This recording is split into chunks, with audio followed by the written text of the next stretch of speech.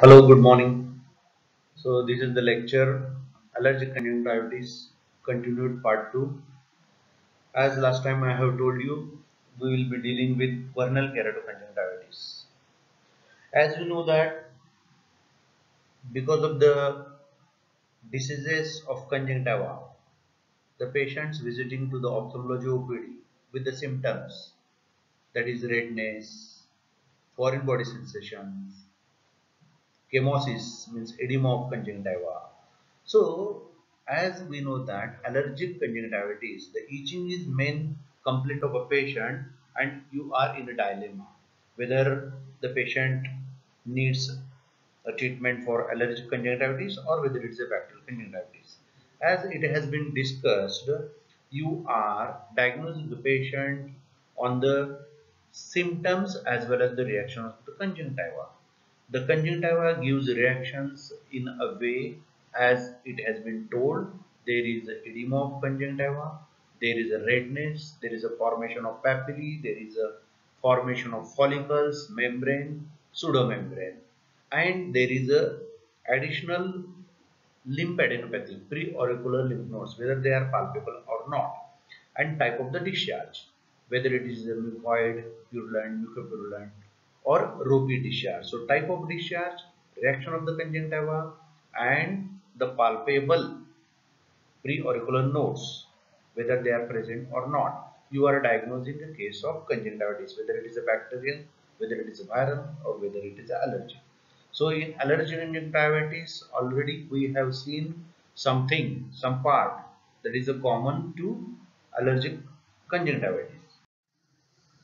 So today we are dealing with a vernal keratoconjunctivitis. So what is vernal keratoconjunctivitis? In short form, it is called as a VKC or spring kata, the other name. This can be asked for your short note in your theory examination.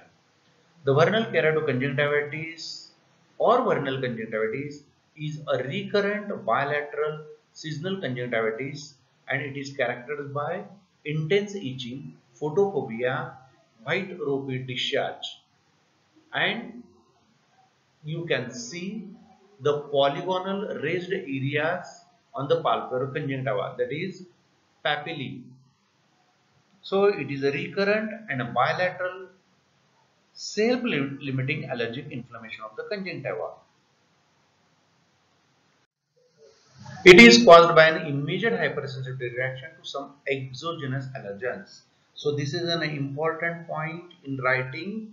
The vernal keratoconjunctivitis is because of exogenous allergen, and there is another entity that will be dealt afterwards, that is a flacular conjunctivitis, that is because of a endogenous allergen. Okay, so the VKC is caused by immediate hypersensitivity reaction to some exogenous allergens. The allergens can be grass pollens, and it is thought to be an atopic allergic disorder in many cases in which IgE mediated mechanism plays an important role. Last time I have told you that there is a immunoglobulin E that is present on a mast cell. So when it comes in a contact with an antigen, there is a reaction, that is a cascade of phenomena started, and there is a degranulation of a cell, mast cell degranulation, and the precursors of inflammation, that is histamine and other chemicals, they are released, and the patient gets redness as well as itching. So VKC is found mainly in families with history of atopy and asthma. There is increased immunoglobulin E and eosinophils in blood. The disease has onset in summer months, hence it is also called as a spring catarrh, but that is a misnomer. The other name for this disease is warm weather conjunctivitis. The disease is less common in temperate zones and almost non-existent in cold climate. What are the clinical features you came across? It frequently affects children between 4 to 15 years, often boys than girls. Exacerbations and remissions with change of weather. It is a self-limiting and is seen in two forms.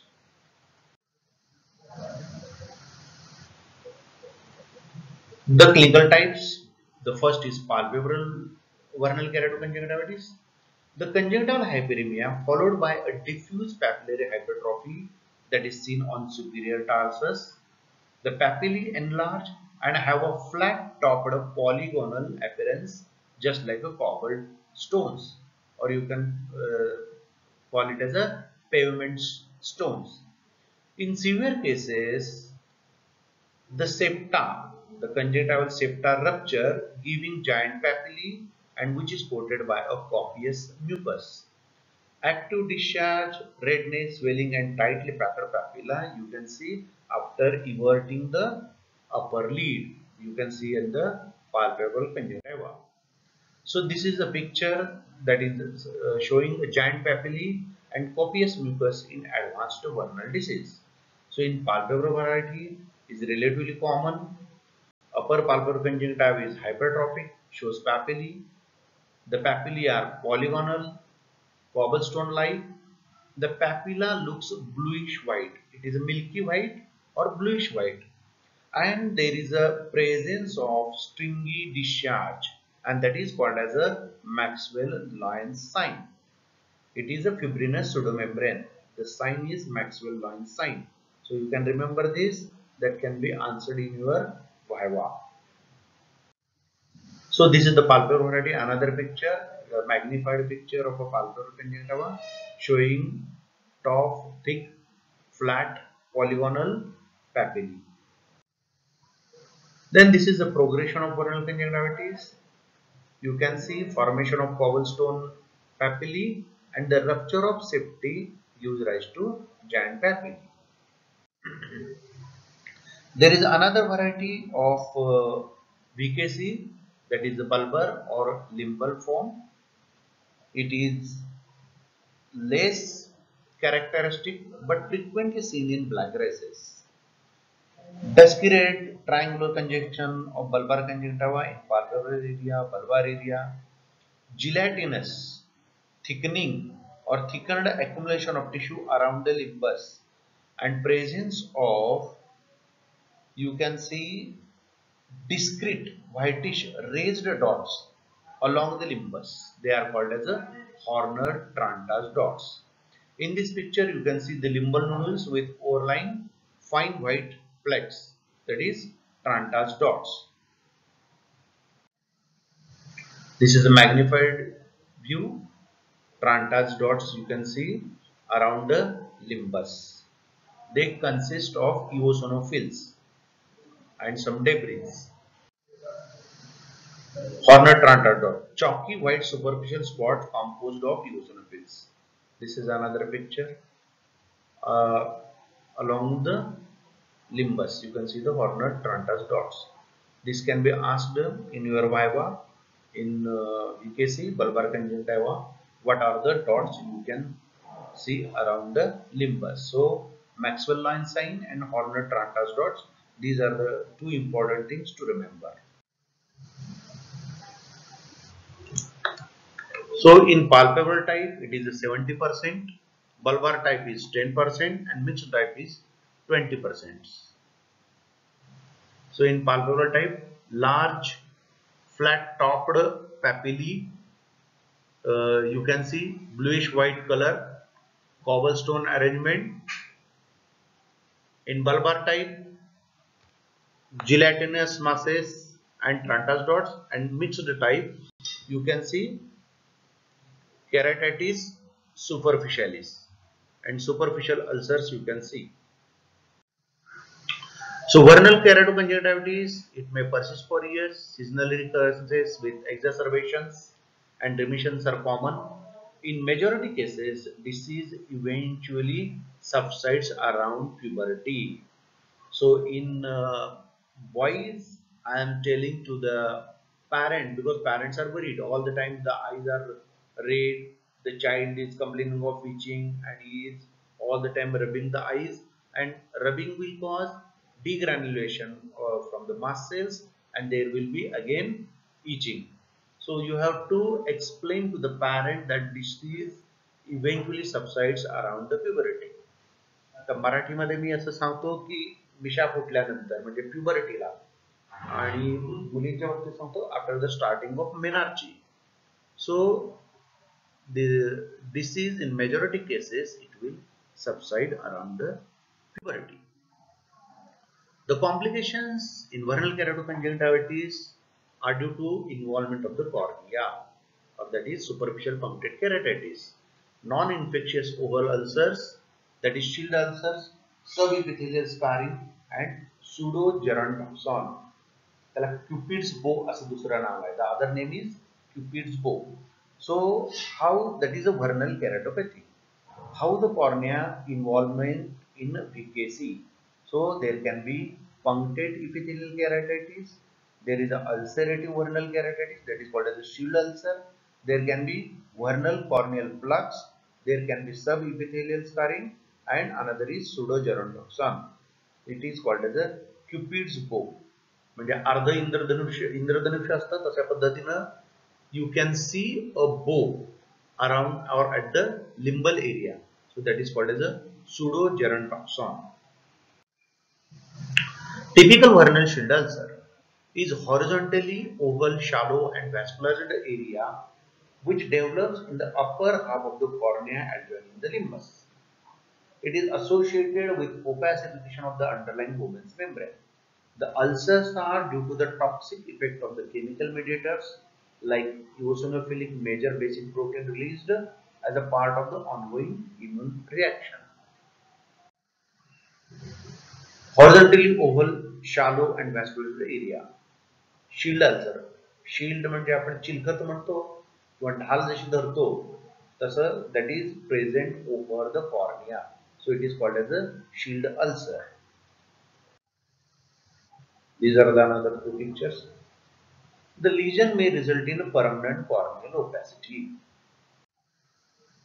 In severe VKC, they need topical steroids, but you can say intermittent pulse therapy is started to avoid the complications of steroid therapy or side effects of a long duration of steroid. So intermittent pulse therapy.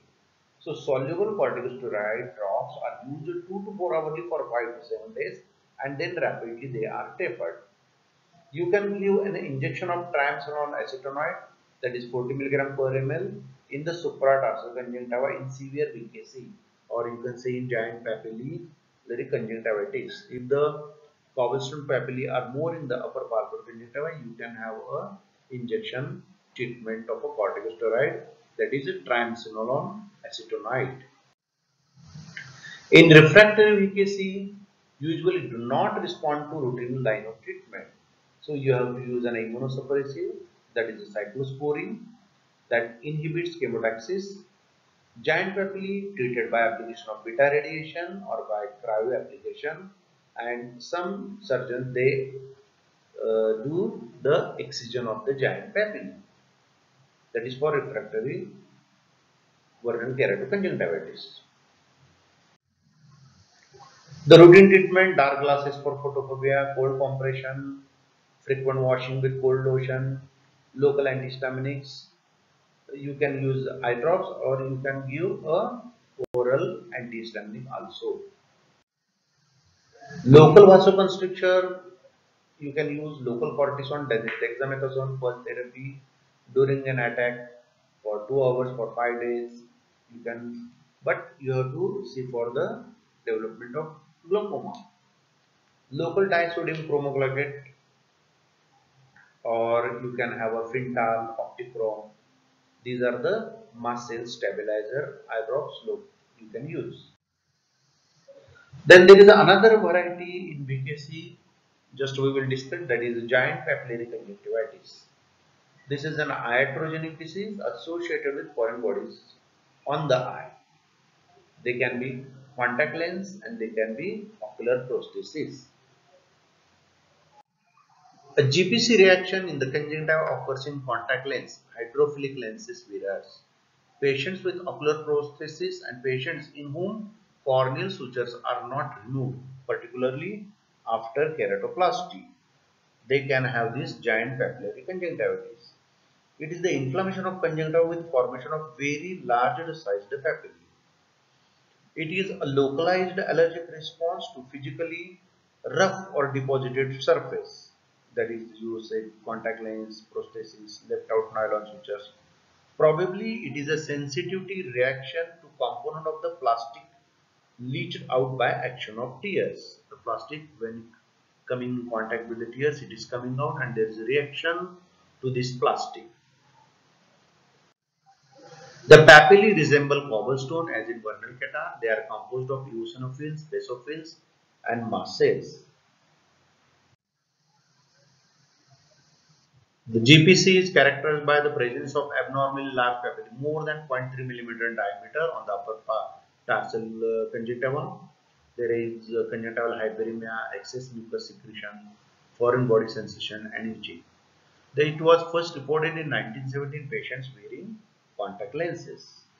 The symptoms, as you know, there can be itching, stringy discharge and reduced wearing time of contact lens or prosthetic cell.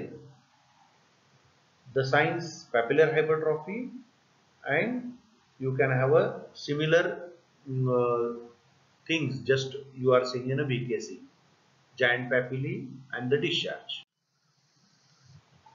The epidemiology incidence among the contact lens wearers with average period of 10 months is 10.5%. History of atopy and patient with GPC report higher incidence of allergy to pollens as well as to the medications. The allergic conjunctivitis patient, they can have a reaction to the atropine eye drops also. The contact lenses soft anytime between 3 weeks to 31 years after wearing contact lenses. In rigid contact lenses may even appear this GPC after 11 years. Then there is reaction to the sutures or prosthesis, cyanoacrylate glue, scleral buckle. These are the some conditions where you can get a GPC. Foreign body sensation, intolerance, itching, irritation, mucus reaction, enlarged papillae, mucus strands, hyperemia, Trantas dots, and there can be a ptosis that is called as a tylosis. In last lecture I have told it is a tylosis. The word you have to use is tylosis. Sleepy looking eyes, tylosis. In GPC, the stage 1 is initial symptoms include mucus in the nasal corner of the eye after sleep, then mild itching after lens removal. This is for contact lens wearer. Increase the severity of mucus and itching, mild blurring. Then you can see small round papillae, conjunctivitis thickened, edematous. In stage 3, you can see there is an increase in the severity of mucus and itching. There is excessive lens movement associated with blinking. Contact lens surface becomes coated with mucus, and the giant papillae, they are increasing numbers and size. In stage 4, there is exacerbation of stage 4, 3. There is intolerance to the contact lens. The pathogenesis, that is not important for you, but it is because of the mechanical trauma resulting degranulation of mast cells. You can very well read the slide. The treatment of GPC, that is the first is prevention. You have to design the lens and burying of the suture knots. For the relieving of the symptoms, you can for temporarily remove the contact lens. Then prosthesis has to be removed or suture has to be taken out. Then mast cell stabilizers, mainly in mild cases. Steroids for moderate to severe cases. Just I have said that is a intermittent pulse therapy. You can use the steroids for the giant papillary conjunctivitis. For the contact lens wearers, cleaning of deposits on the contact lens, discontinuation of lens, and the removal of corneal sutures in a patient of a keratoplasty. So these are the pictures. Just we have finished the vernal keratoconjunctivitis. There is another variety that is called as a atopic keratoconjunctivitis. So in vernal allergic conjunctivitis, we have vernal keratoconjunctivitis that is called as a spring catarrh, Other name is warm weather conjunctivitis. Then there is a giant papillary conjunctivitis, and another variety is atopic keratoconjunctivitis (AKC).